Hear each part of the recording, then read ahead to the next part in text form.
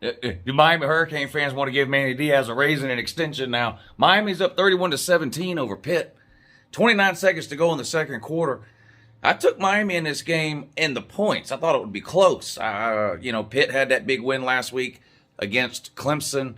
Now you got a noon kickoff game against a Miami team that's been playing a little bit better the last couple of weeks. But 31-17, Pitt's lined up here to attempt a field goal at the end of the first half. But man, Miami's running away with that one. Michigan State, pretty good game, 20-14.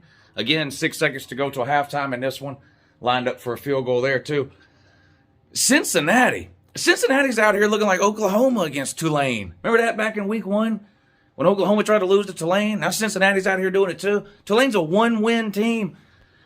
A team like Oklahoma can overcome that if they go undefeated. A team like Cincinnati can't. I mean, this is 2 weeks in a row now with Cincinnati. I'm interested to see what happens in the second half of this Cincinnati-Tulane game because for whatever reason, it's been 3 or 4 games this season where Cincinnati has sleptwalked through the first half and then they'll go off in the second half for like 30 points and end up winning in a blowout. But, man, Cincinnati can't afford games like this. The playoff committee, people are going to look for any reason imaginable to keep Cincinnati out of the playoffs. You know, that win against Notre Dame is great. But if you're lining that up with a bunch of one-score wins over teams like Navy and Tulane, that's not going to look good at the end of the year for Cincinnati. It's just not. Cincinnati's got to start blowing these teams out. Michigan with a field goal here to try to extend the lead.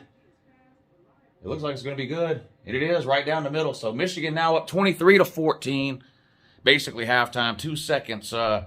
2 seconds to go. But Cincinnati, y'all better get it together. Any chance you have of making this playoff is about to be out the window. Wisconsin's all over Iowa 20-0. Iowa might be the biggest first half scam. I mean, first half of the season.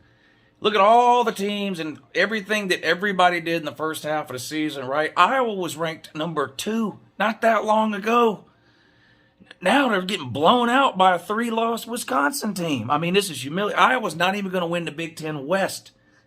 People were talking about Iowa going undefeated and making the playoffs a couple of weeks ago. Now they're not even going to win their division. This is pitiful. Texas and Baylor got a good one going at halftime, 14-10. Texas up on Baylor. Texas fans can't be too comfortable with that. Texas is up at halftime at every game they play. And then they just the second half of the games is a giant bowl of doo-doo for Texas every single week. I don't know if a 4-point lead at halftime is enough for Texas. I honestly don't. A 4-point lead is not enough for Texas at halftime.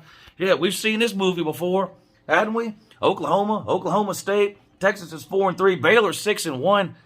This game's being played at Baylor. Let me ask, who would you put your money on?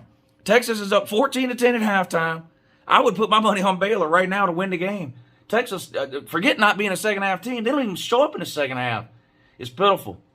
Georgia Tech's getting beat by a 3-win Virginia Tech team. Like an idiot, I went with Georgia Tech in this one. Virginia Tech's up 20-7. This game's in Atlanta at Georgia Tech. Georgia Tech, again, another team sleepwalking in the noon game. I mean, this is just sad. Maryland's up 14-10 over Indiana. Nobody cares about any of these other games. Anyway, some pretty good games going on here. It looks like we're going to have some good endings. We'll see what happens. I'm very curious about the second half of this Cincinnati-Tulane game because this is kind of how they played last week. And I said, well, I've seen this before. And then Cincinnati turns it on in the second half. But, Jesus, now they're doing it 2 weeks in a row. I don't know. We'll see. Cincinnati, on defense, Cincinnati got an interception with almost no time to go in the second quarter there. It looks like they were going to go down and score kind of to end the first half. Then they come out and throw an interception, give the ball right back to Tulane. I mean, it's just alarming. Desmond Ridder might have to scratch his name off the Heisman list.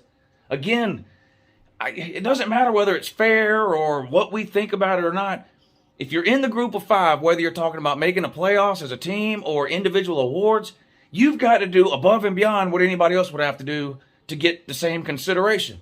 Desmond Ridder not looking like a Heisman candidate today so far against a terrible 1-win Tulane team. And Michigan State, this thing's going to go down to the wire. 2 undefeated teams, both in the Big Ten East. Both these teams still have to play Penn State and Ohio State, who, of course, play tonight, Penn State and Ohio State. I'm telling you, man, the last month of this season is going to be interesting all over the place, but especially in the Big Ten East. The Big Ten East is going to be an absolute gauntlet.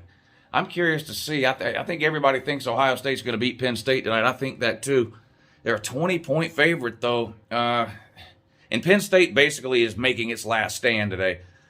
That loss last week to Illinois from Penn State, I mean, that was just completely unacceptable. The shine, to me, is wore off of James Franklin, too. We'll see how he responds tonight on the road against an Ohio State team that has looked like the second or third best team in America over the last few weeks, especially offensively. They've looked really good. But this is like Penn State's last stand here tonight against Ohio State, so we'll see what happens.